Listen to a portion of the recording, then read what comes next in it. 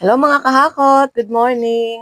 Meron kami na order dito sa Orange App. Ito Ano siya, potty trainers para sa ating mga fur babies, especially sa pusa. Ang maganda yung plastic niya. Ibang klase yung plastic niya ng ganda, saka makintab. Tapos, ang kagandahan dito, ayan, di ba? May ilalagay yung cat litter. And then, after 1 day, tatanggalin nyo to. 1 week na, no? Yan. Maganda siya kasi may lock.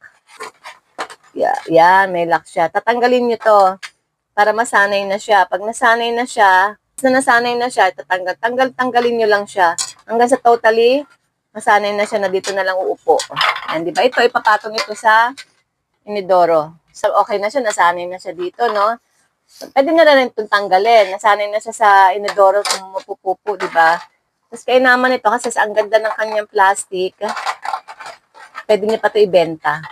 Ito, hindi to bakal. Hindi to yero. Plastic din siya. Pero para sa mukhang yero kasi ang ganda nga ng quality ng kanyang plastic.